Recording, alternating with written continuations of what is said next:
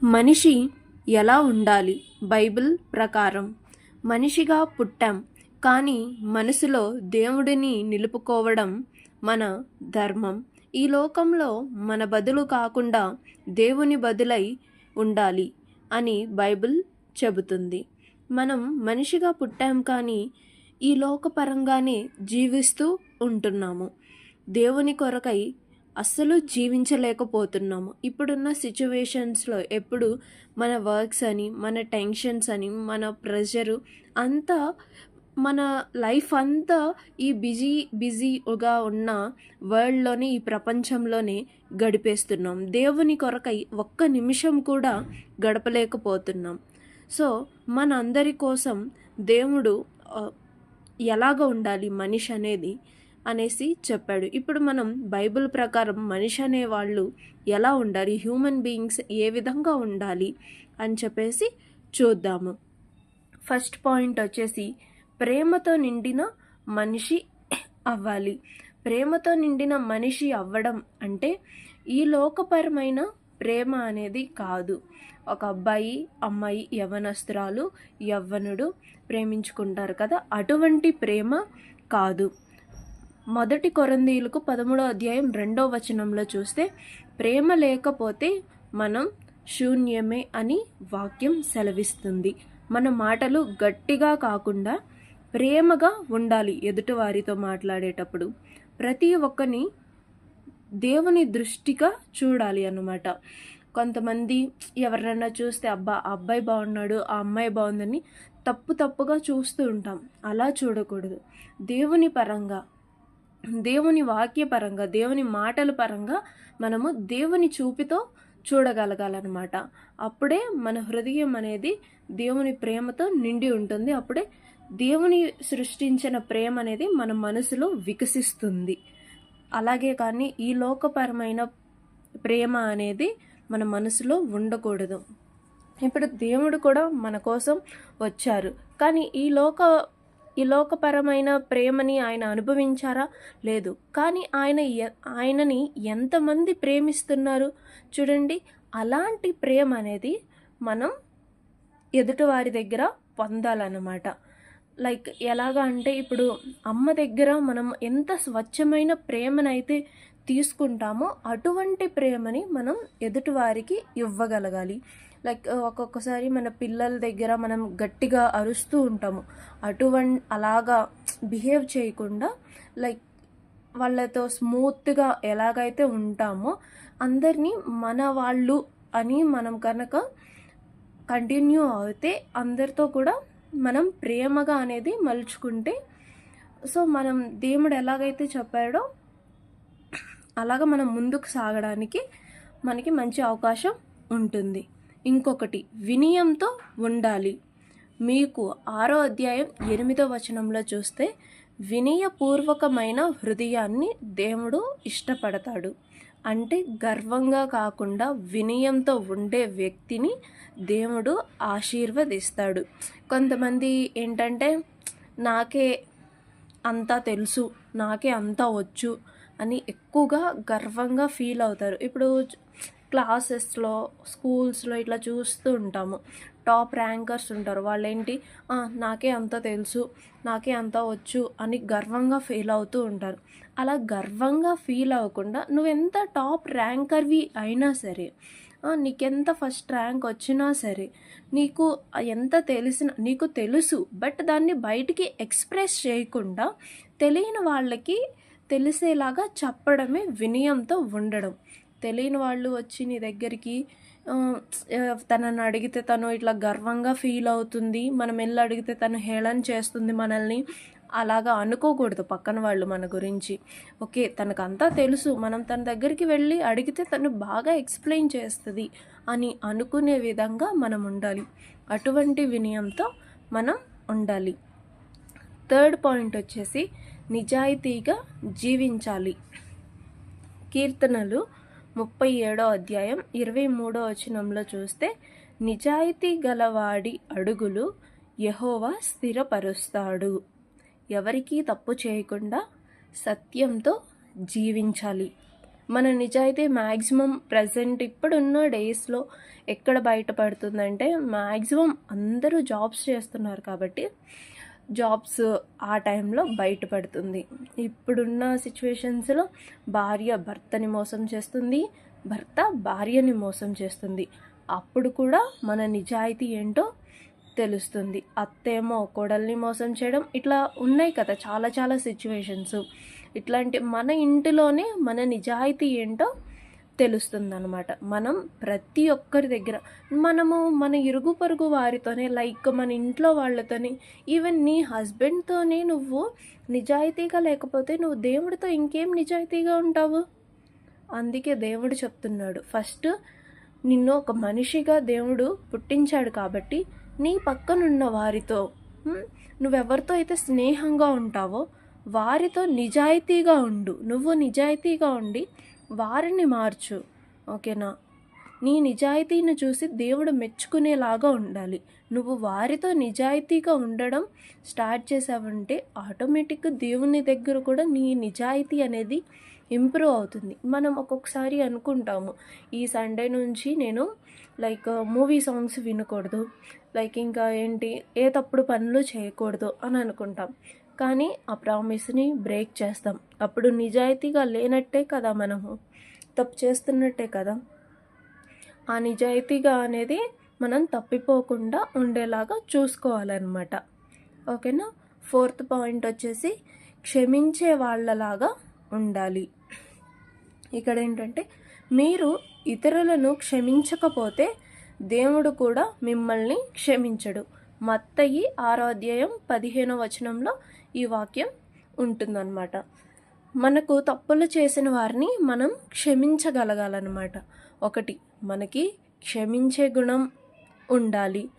ఓకేనా? ఇప్పుడు మనకి ఒక వాక్యం ఉంటుంది, మనము ఇద్దరు ఫ్రెండ్స్ కనుక ఇట్లాగా గొడవ పడ్డారనుకోండి, ఈవినింగ్ లోపు, అది తప్పు మీదైనా అవ్వనివ్వండి, ఎదుటి వారిదైనా అవ్వనివ్వండి, ఎవరిదైనా సరే, ఈవినింగ్ సూర్యాస్తమయం అయ్యేలోపు వెళ్ళి వాళ్ళని క్షమాపణ అడగాలి. అయితేనే దేవుడు మనల్ని క్షమిస్తారు. ఓకేనా? లేదు నాదేం తప్పులేదు, తందే తప్పుంది, నేనెందుకు క్షమించాలి, అలాగా ఎప్పుడూ ఉండకూడదు. మనకి క్షమించే గుణం కలిగి ఉండాలి. ఓకేనా? అలా క్షమించే గుణం కలిగి ఉంటేనే దేవుడు మనల్ని మనం చేసిన తప్పుల్ని క్షమిస్తాడు. ఓకేనా? అలాగే ఎదుటివారు చేసే తప్పుల్ని మనం ఎప్పుడు కూడా ఎత్తి చూపకూడదు.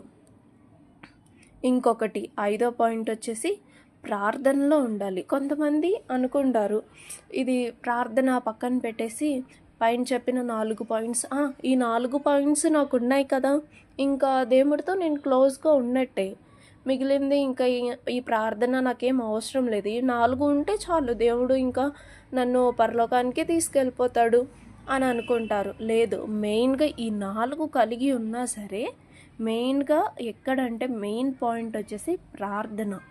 ఈ 4 కలిగి ఉన్నవారు ఎక్కువగా ఏం చేస్తుంటారు? ప్రార్థన చేస్తూ ఉంటారు. ప్రార్థన అంటే దేవుడితో మాట్లాడడం. నిత్యం దేవునితో మాట్లాడే మనిషిని బైబిల్ ప్రశంసిస్తుందన్నమాట.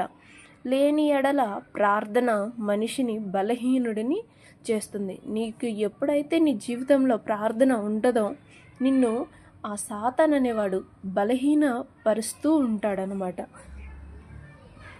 నేను ఒకసారి చెప్పాను, మనం జీవించడానికి మనకి 3 పూట్ల ఆహారం ఎలాగో మన శరీరానికి, అలాగే మనకి ఆత్మ అనేది ఉంటుంది కదా, ఆ ఆత్మ అనేది దేవుడిదనమాట, దేవుడు ఇచ్చింది. ఓకేనా? ఆ ఆత్మ జీవించడానికి కూడా బైబిల్ అనే వాక్యం మనకి ఖచ్చితంగా కావాలి. ఆ బైబిల్ అనే వాక్యాన్ని మీరు ఎప్పుడూ మర్చిపోవద్దు. మనం ఫుడ్ తినేటప్పుడైనా ఖచ్చితంగా ఎంత బిజీ లైఫ్లో ఉన్నా కానీ 3 times ఫుడ్ తింటాం కదా, అది మాత్రం స్కిప్ చేయం కదా. తినే ముందు 1 minute ఆర్ 30 seconds అయినా జస్ట్ కళ్ళు మూసుకొని ప్రేయర్ చేయండి. ఎక్కువ ప్రేయర్ చేయద్దు. ప్రభువా, ఈ ఫుడ్ నువ్వు నాకు ఇచ్చినందుకు థ్యాంక్స్. ఆ ఫుడ్ లేక చాలామంది బయట రోడ్ల మీద ఎంత కష్టపడుతూ ఉంటారు. దేవుడు మనకి ఫుడ్ ఇస్తున్నాడు, రూఫ్ ఇస్తున్నాడు, అలాగే బట్టలు ఇస్తున్నారు, అన్నీ ఇచ్చాడు. నిన్నైతే రోడ్డు మీద పడుకోబెట్టి అంత స్టేజ్లో అయితే లేడు కదా. అంత మంచి ఫెసిలిటీస్ ఇచ్చి నాకు చిన్న ప్రార్థన చేసుకోండి, మనిషిలాగా జీవించండి అని నిన్ను ఈ లోకానికి గెస్ట్గా పంపించాడు దేవుడు. మనమేం ఇక్కడ పూర్తిగా లైఫ్ అంతా ఉండిపోవడానికి రాలేదండి. జస్ట్ గెస్ట్ లాగా వచ్చామంతే. గెస్ట్ లాగా వస్తే దేవుణ్ణే అవాయిడ్ చేసేసి ఈ ఏదో టెంపరీగా వచ్చిన ఈ ప్రపంచంలో బిజీగా గడిపేస్తూ ఉన్నాం. అలాగా చేయొద్దు. ఎప్పుడు ప్రార్థనని మాత్రం పక్కన పెట్టొద్దు. మీకు అంత ఇదిగా మాకు టైం ఉండట్లేదు అంటే మన ఛానల్లో డైలీ బైబిల్ రీడింగ్ అని 5 వర్సెస్ వస్తున్నాయి డైలీ. చూడండి, ఓకేనా, వినండి. ఎక్కువ టైం కూడా లేదు, మ్యాక్సిమం 1 or 2 minutes ఉంటుంది. వినండి డైలీ. మనిషిగా కాదు, దేవుని స్వరూపంగా ఉండాలనేదే బైబిల్ కోరిక. మన జీవితంలో అనేది దేవుని ప్రతిబింబం కనబడాలండి. అదే నిజమైన విజయం. చాలామంది అనుకుంటారు, నేను ఇంత మనీ సంపాదించాను, నాకు ఇంత ఆస్తుంది, అలాగే నాకు మా ఊర్లో ఇంత పేరుంది, ఇంకా ఇదే నా లైఫ్ అని అనుకుంటారు. నో, అది కాదు మీ లైఫ్. నేను ఒక చిన్న స్టోరీ చెప్తాను, సో ఏమనుకోకండి, ఓకేనా. ఏంటి అంటే ఇప్పుడు ఒక పాస్టర్ ఉంటారనమాట. ఆ పాస్టర్ ఏంటి, స్టార్టింగ్ మంచిగానే వాక్యం చెప్తూ ఉంటారు, మంచిగానే ఉంటారు. ఇంకా ఆయన కొంచెం హై లెవెల్కి వెళ్ళే కొద్దీ, ఆయన పొజిషన్స్ చేంజ్ అయ్యే కొద్దీ మనీ వస్తూ ఉంటాయి, ఓకేనా. మనీ వచ్చే కొద్దీ ఆయన కొంచెం గర్వం వచ్చేస్తుంది ఆయనకి, ఆ పాస్టర్కి. సో ఒక ఆవిడ ఏంటంటే, ఆ పాస్టర్ పెద్ద ఇల్లు కట్టేసుకుంటారు. ఇక్కడ టెంపరీగా వచ్చాం కదా మనము ఈ వరల్డ్కి, ఈ భూలోకంలో పెద్ద ఇల్లు కట్టేసుకుంటారు, మంచిగా అన్ని రాజభోగాలంతా ఏమంటారు నివసిస్తూ ఉంటారు. అన్ని సౌకర్యాలు, అన్ని ఫెసిలిటీస్ ఉంటాయి. ఆ పెద్ద ఇల్లు కట్టుకున్న ఆయన పక్కనే వాళ్ళ ఇంట్లో వర్క్ చేసే ఆవిడ అనమాట, పని మనిషి. ఆవిడ కొంచెం ముసలావిడ, ఏజ్డ్ పర్సన్ ఉంటుంది. ఆయన ఇంటి పక్కన పూరి గుడిస్ అనమాట. సో ఆయన ఎక్కడ అయితే పనిచేస్తాడో, చర్చ్లో పాస్టర్గా పనిచేస్తాడో, అందులోనే అది క్లీన్ చేయడము, డైలీ వెళ్ళి క్లీన్ చేయడము అట్లా చేస్తూ ఉంటుంది. అయితే ఒకరోజు ముసలావిడ చనిపోతుంది, పైకి ఇంకా స్వర్గానికి వెళ్ళిపోతుంది. ఆమెకు అక్కడ పెద్ద భవనం ఉంటుంది, యేసయ్య ఆమె కోసం నిర్మించుంటారు. పెద్ద రాజభవనం ఉంటుంది. ఆ రాజభవనంలో ఆమె దేవదూతలతో చక్కగా రాజభోగాలు అనుభవిస్తూ, ఇక్కడంత కష్టపడింది కదా, ఇక్కడంత కష్టపడినామో ఇంకా పరలోకం వెళ్ళిన తర్వాత రాజభోగాలు అనుభవిస్తూ ఉంటుందన్నమాట. ఇక్కడ రాజభోగాలు అనుభవించిన పాస్టర్ గారు ఒకరోజు చనిపోయిన తర్వాత పైకి వెళ్ళి చూస్తే ఆయన ఇల్లు సగం మాత్రమే కట్టబడి ఉంది. ఆయన అడుగుతాడు, ఏంటి ప్రభువా, నేను నీకోసం ఇంత సేవ చేశాను, నా ఇల్లు ఎందుకు సగం మాత్రమే కట్టబడి ఉంచావు? ఆమె ఏం చేసింది? నా ఇంటి పక్కన పూరు గుడిసెలో ఉంది, నీకు ఏ రోజు కానుక కూడా వేయలేదు, ఏమీ చేయలేదు, ఆమెకెందుకు అంత పెద్ద ఇల్లు కట్టి రాజభోగాలు ఇచ్చావు అని ఆయన అడుగుతాడు. అయితే యేసయ్య చెప్తారు, నువ్వు నా కోసం భూలోకంలో పాస్టరుగా ఉన్నాను, నా సేవ చేస్తున్నాను అన్న ముసుగులో నువ్వు మోసం చేసుకున్నావు. కొన్ని రోజులు మాత్రమే విశ్వాసం మీద నడిచావు, తర్వాత నీ విశ్వాసం అనేది ఆగిపోయింది. నీ విశ్వాసం ఎంతవరకు ఉందో అన్ని ఇటుకలు మాత్రమే పేర్చబడింది నీ ఇల్లు. అక్కడ పైన ఇల్లు కట్టుకోవాలంటే దేవుడు చేయడండి. ఇక్కడ మనం ఎంతైతే విశ్వాసంతో ఉంటామో మన విశ్వాసం మీదనే పైన పరలోకంలో మన ఇల్లు అనేది కట్టబడుతుంది, ఓకేనా. దేవుడు ఒకే మాట సెలవిచ్చాడు, నీ ఇంటిని నువ్వే కూల్చుకున్నావు అని చెప్పేసి. సో దీన్ని బట్టి ఏమర్థమైంది, మనల్ని ఈ లోకానికి గెస్ట్గా పంపించినప్పుడు మనం ఏం చేయాలి, గెస్ట్లుగా వచ్చింది గెస్ట్లుగానే ఉండాలి. ఈ లోకానికి అట్రాక్ట్ అవ్వకూడదు. ఓకేనా? మనకి ఎంత టైం ఉన్నా సరే, ఎంత టైము బిజీగా ఉన్నా సరే, ఒక్క హాఫ్ అన్ అవర్ అనేది ఫ్రీగా లేకుండా అయితే ఉండం కదా. సరే, నువ్వు నిద్రపోతూ అయినా సరే ఒక్క నిమిషం ప్రేయర్ చేసుకో, సరేనా? ఒక్క 1 మినిట్ అయినా ప్రేయర్ చేసుకోండి. ప్రేయర్ చేసుకోకుండా ఉండొద్దు. ఓకేనా? అలాగే మనం దేవుని స్వరూపంగా ఆయన మనల్ని నిర్మించాడు, ఈ లోకానికి పంపించాడు. మనం అదే విధంగా దేవుని స్వరూపంగానే ఉండాలి. ఈరోజు తెలుసుకున్నాం కదా, ఒక మనిషి అనేది ఎలాగ ఉండాలి, దేవుడు మనల్ని అసలు ఎందుకు నిర్మించాడు, ఈ భూలోకానికి ఎందుకు పంపించాడు, ఏ విధంగా ఉండాలి అని మనం బైబిల్ ప్రకారంగానే తెలుసుకున్నాం. నేనేదో లేనిది తీసుకొచ్చి చెప్పడం లేదు, మీకు అర్థమయ్యే రీతిలోనే నేను మన మాటలు ఎలాగైతే మాట్లాడుకుంటామో ఆ రీతిలోనే చెప్పాను. మీకు అర్థం కాకపోకుండా ఉండడానికి ఈ బైబిల్ వాక్యాలు కూడా నేను కొంచెం సింప్లిఫై చేసి చెప్పాను, ఆ బైబిల్లో ఉన్నది కూడా. సో ఇది మీకేమైనా అర్థం కాకపోతే నాకు కామెంట్లో చెప్పండి. ఇంకా మీకేమన్నా డౌట్స్ ఉన్నా చెప్పండి, ఓకేనా? నేను క్లారిఫై చేస్తాను. మీకేమన్నా ఈ వీడియో నచ్చలేదు అని అనుకుంటే, ఏమన్నా హర్టింగ్గా ఉంటే ఎవరికైనా నన్ను క్షమించండి. అలాగే ప్రతి ఒక్కరూ మారాలి అన్నదే దేవుడు కోరిక, ఓకేనా? ఓకే అండి, మీ అందరికీ నా ధన్యవాదాలు. ఆమేన్.